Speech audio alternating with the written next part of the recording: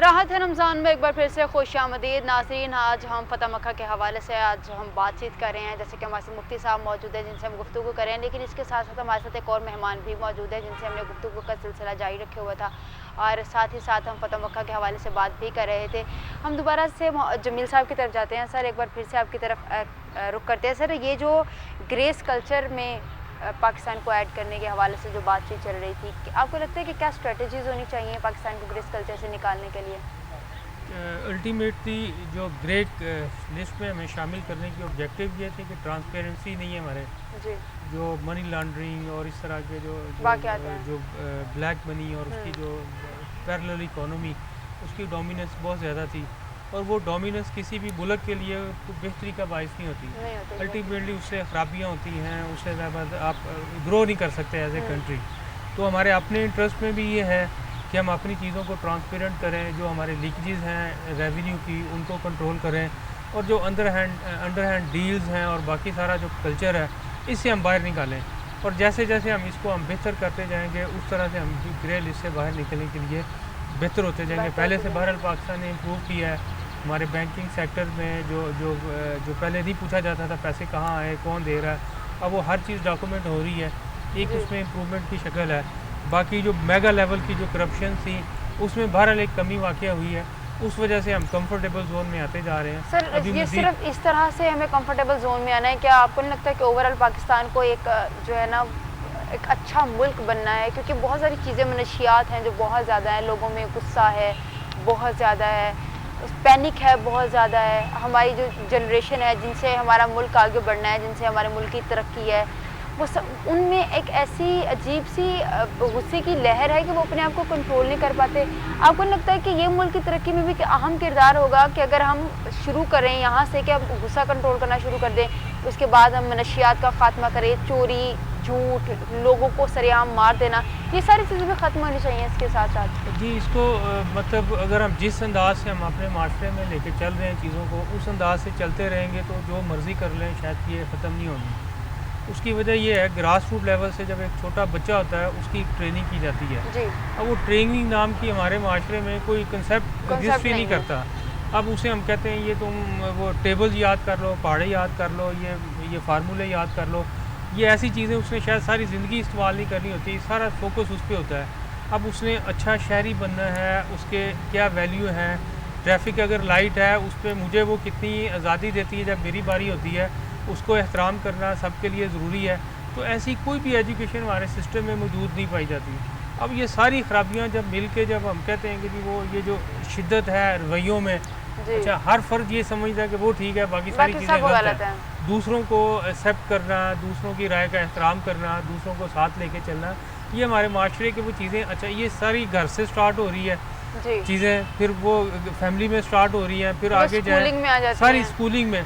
अच्छा अब उसके अगेंस्ट कोई समझाने वाला, कोई ट्रेनिंग करने वाला, वो कोई मैकेनिज्म ही कोई नहीं एग्जिस्ट करता।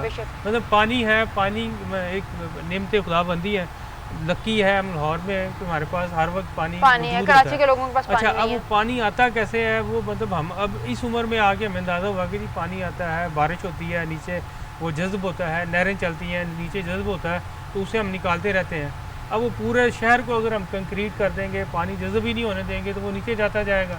और उसको साफ़ रखना, उसको सिक्योर करना, उसको कम से कम इस्तेमाल करना, और जो पानी इस्तेमाल में जैसे वज़ू है, मुफ्ती साहब बैठे हुए इनकी ड्यूटी में कि वज़ू का पानी एज़ गुड एज़ साफ़ होता है, बिल्कुल साफ़ सुथरा होता है, इस्तेमाल हो सकता है, उसको हम गार्डनिंग के लिए यूज़ कर सकते हैं, लेकिन उसको भी हम सीवरेज की नज़र कर दें। हाँ जी, बचा हुआ पानी पीना जी नहीं, वो पीना देखे ना, बचा हुआ पीना मुस्तैब है, जो हमने वज़ू करते हुए इस्तेमाल कर लिया उसको हम सीवर में डाल देते हैं। हम थोड़े से मॉडर्न हो गए ना, हम मॉडर्न हो गए, हमने वज़ू करने का तरीका बदल लिया। पहले कप में वो लोटा होता था उसमें वज़ू किया करते थे, अब जो है वो हम जाके वॉश बेसिन पे खड़े होकर वज़ू करते हैं, वो सीवरेज में ही जाएगा क्योंकि हम मॉड हो गए हैं ना, हम मॉडर्न हो गए। हमने अपने आप को मॉडर्न कहलाने के चक्कर में बहुत सारी ऐसी चीज़ें हैं जिनसे हम बिल्कुल अलग हो गए हैं, परे हो गए हैं। उसमें हाथ से खाना सुन्नत है, हम हाथ से नहीं खाते क्योंकि हम मॉडर्न हो गए हैं। बैठ के पानी पीना सुन्नत है, बैठ के खाना खाना, लेकिन हमने शादियों ब्याहों में आपने देखा ही होगा खड़े होकर खाना खाने का सिस्टम जो है वो शुरू कर दिया।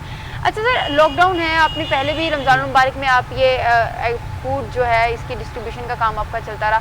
سر پچھلی بار جب نہیں تھا کووڈ تب اور اب میں کیا فرق آپ نے لوگوں میں دیکھا, ڈسٹریبیوشن میں کیا فرق دیکھا, کس طرح سے دیکھ رہے ہیں, موازنہ کریں تو آپ کو کیا لگتا ہے کیا چل رہا ہے؟ جب پہلا لاک ڈاؤن تھا ظاہر بات اس وقت کسی کے پاس بھی علم نہیں تھا یہ کووڈ ہے کیا, اس کو کس طرح سے ہینڈل کرنا ہے. تو ایک ہی تھا, وہ پوری دنیا کا کلچر تھا یہ ساری چیزیں بند کر کے لاک کر دو. تو اب ڈیفینیٹلی اس طرح کی پینک سچویشن نہیں ہے کیسے اس کو نمٹنا ہے. جیسے پہلے وہ کووڈ کا پہلا جب کیس آیا تھا تو اس کو 50 پولیس والے وہ بالکل الگ تھلگ کر کے وہ خفر آج کی نظام میں لے کے گئے. کسی بینک میں سے کوئی بندہ نکلتا تھا تو اس کے اوپر سے چادر ڈالتے ہوئے بالکل لے جاتے تھے اور اس کے وہ گھر بھر سے رابطہ ختم. تب اس کے بعد جیسے جیسے نالج آیا ہے کہ جی آپ گھر پہ بھی کوارنٹین کر سکتے ہو, آپ اپنے آپ کو الگ تھلگ کر سکتے ہو, یہ احتیاطیں ہیں یہ کرنی ہے. ایون گھر پہ لوگوں نے آکسیجن کا ارینج کیا. تو یہ ساری چیزوں کے ساتھ تو میں نہیں سمجھتا کہ وہ پہلے والی کیفیت آئے گی. حالانکہ حالات اس سے بہت زیادہ ورسٹ ہیں, لیکن یہ ہے کہ اس کی ہینڈلنگ کا طریقہ کار آ گیا. تو پیچھے جو سپلائی لین ہے جو پچھلے بالکل بند کر دیا تھا, انٹر سٹی ٹرانسپورٹ بند تھی, ٹرانسپورٹیشن بند تھی, باقی چیزیں بند تھیں. تو اس کی وجہ سے سپلائز میں بھی بہرحال ایک خلل آیا. تو اس وقت سپلائز لائن میں خلل نہیں ہے, ساری چیزیں سموتھ اور رواں دواں ہیں. امید ہے, ہم امید کرتے ہیں جیسے ہم نے پہلے پاکستان کی تعریف بھی ہوئی تو انہوں نے بہت اچھے طریقے سے ہینڈل کیا. اب بھی ہم کوشش کر رہے ہیں ایز اے نیشن کہ اس کو اچھے طریقے سے ہینڈل کریں اور کوئی اس طرح کی نہ چاہنے والی بھی. ایک اور بات جو اگر پچھلے کووڈ میں ہم نے دیکھا کہ بے تحاشا لوگوں نے, ظاہر بات ہم نے دیکھا اسی جگہ پہ کہ ایک فرد آتا ہے وہ اس کا کوئی تعلق نہیں ہے, وہ جتنے باہر وہ جو تھے دہاڑی والے لوگ جن کے پاس روزگار نہیں تھا, کوئی 1000 روپیہ دے رہا ہے, کوئی وہ کھانا پکا کے دے رہا ہے. وہ بہت بڑے لیول پہ ایک ریلیو ایکٹیویٹی ہوئی.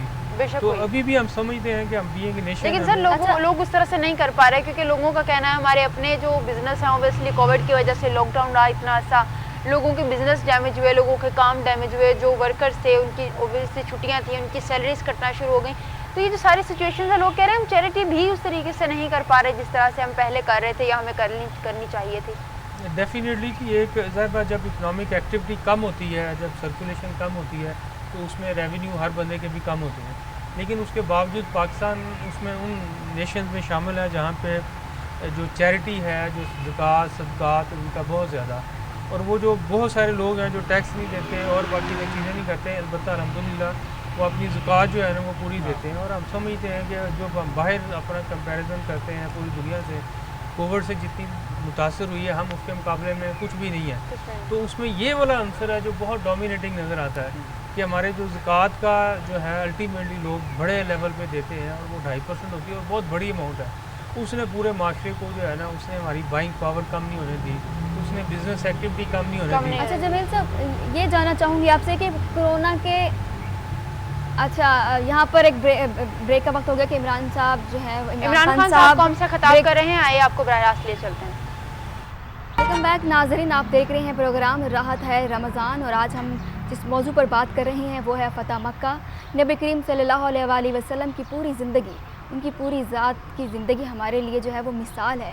اور اس پلیٹ فارم کے ذریعے میں ایک بات کہنا چاہوں گی کہ جو بھی اسلام کو ایکسٹریمسٹ یا فنڈامنٹلسٹ کے حوالے سے جانتے ہیں ان کے لیے یہ ہے کہ وہ فتح مکہ کو دیکھیں. ہے کوئی ایسی مثال تو دکھاؤ.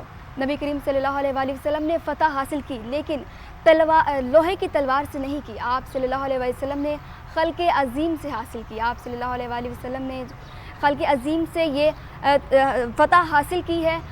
آج ہم ان کو اس کا ذکر کر رہے ہیں صرف اس لیے کیونکہ یہ ان کی قربانیاں ہیں, اور اس بارے میں ہم مفتی صاحب سے مزید جانیں گے. لیکن اس سے پہلے جو ہے ارشد علی فریدی جو ہے وہ ہمیں نعت سنائیں گے.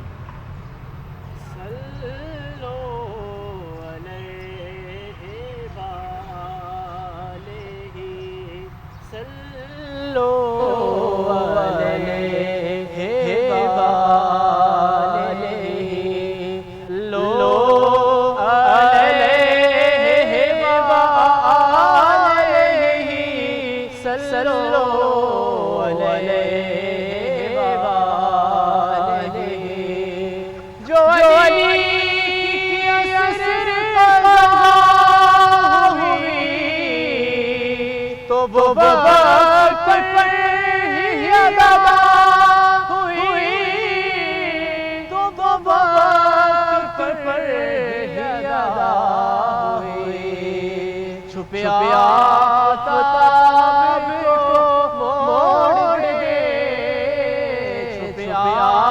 आफ़ताब को मोड़ दे, उन्हें इख्तियार दिया गया।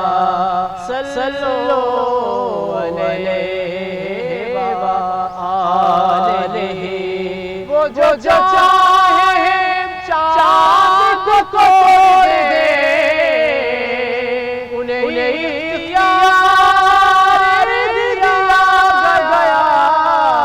उन्हें इख्तियार दिया गया। फिर उसके टुकड़ों को जोड़ दे,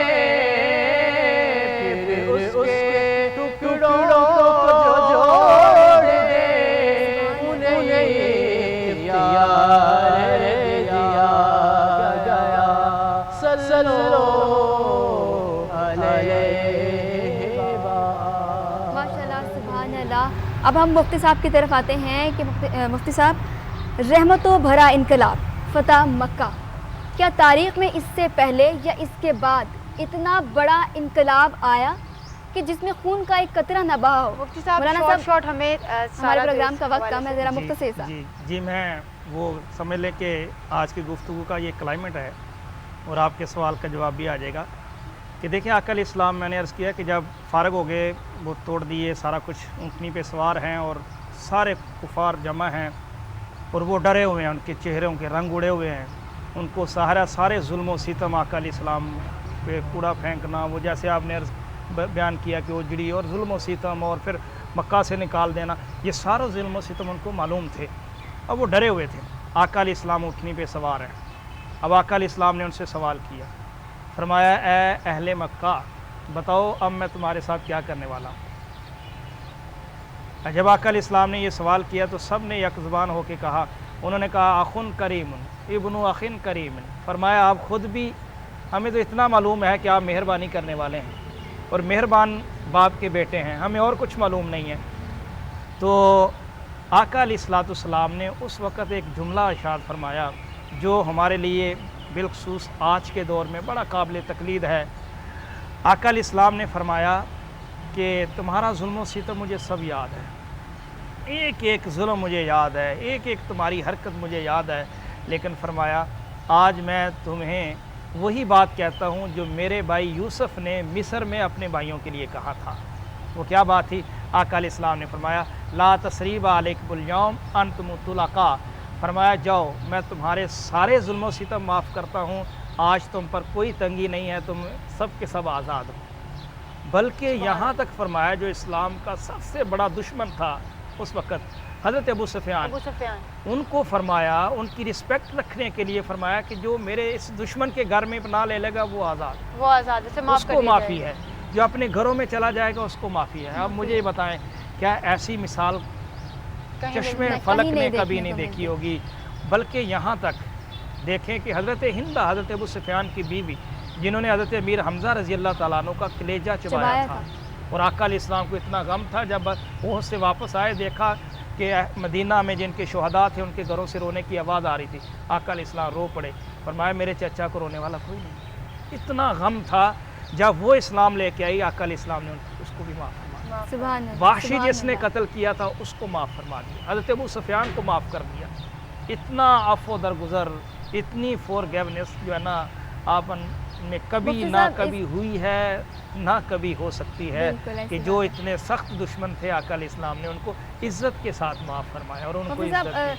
फ़तह मक्का को से सबक हासिल करके हमें अपनी ज़िंदगी में किस तरह अफ़ू दरगुज़र से काम करना है? मैं ये कहता हूँ, मेरा पैगाम भी यही है कि आज हमारे माशरे में ये नहीं रहा, हम माफ़ करना किसी को, किसी की गलती को माफ़ करना ये नहीं रहा, फ़ौरन अगले से बदला लेने के लिए जाते हैं। इसी वजह से हमारे घरेलू झगड़े हैं, सास बहू के झगड़े इसी वजह से होते हैं, लड़ाइयाँ इसी वजह से होती हैं, कत्लो गारत इसी वजह से होती है। अगर हम इस एक उसूल को अपना लेना, माफ़ करना, हर एक को माफ़ करना, तो ये माशरा जन्नत बन जाएगा। इस्लाम तो है ही। जमील साहब, आप एक छोटा सा पैगाम।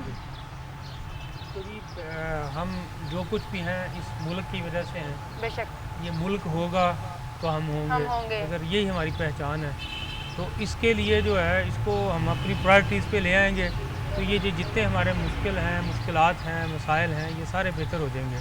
تو ہم سب مل کے اس ملک کو اون کریں, اس کی چیزوں کو اون کریں. جب ہم اسے اون کر لیں گے تو پھر ہمیں اس کی برائیاں بھی نظر نہیں آئیں گی, ہم ان برائیوں کو اچھائیوں میں بدل لیں گے اور ہم اپنی چیزوں کو بھی بے ایڈریس شک کر ہم لیں گے. چیزوں کو بہتر کرنے لگ جائیں گے کیونکہ ہمارے پاس وقت کم ہے. تو ہم دعا کی طرف آتے ہیں. مفتی صاحب دعا کروا دیجئے اور اسپیشلی ان لوگوں کے لیے دعا کروائیے جو کرونا وائرس کی جنگ لڑ رہے ہیں. الحمدللہ رب العالمین والعاقبۃ للمتقین والصلاۃ والسلام علی سید الانبیاء والمرسلین. ربنا آتنا فی الدنیا حسنۃ وفی الآخرۃ حسنۃ وقنا عذاب النار. مولا کریم یہاں بیٹھ کر جو ہم نے اصلاحی گفتگو کی ہے, بیان کی ہے, کوشش کرنے کی, مولا کریم اس کو قبول فرما. میزبان کو مولا کریم برکتیں عطا فرما, ہم سب پر کرم فرما. بالخصوص مولا کریم کرونا وبا سے ہم سب کو محفوظ فرما. جتنے بھی مسلمان بلکہ انسان جتنے بھی انسانیت اس سے مبتلا ہے مولا کریم تمام کو شفا عطا فرما. اس ماہ مبارک کا صدقہ مولا کریم اس وبا کا جلد از جلد خاتمہ فرما. جو مولا کریم اس کے فرنٹ لائن سپاہی ہیں مولا کریم ان کی جانوں کی حفاظت فرما.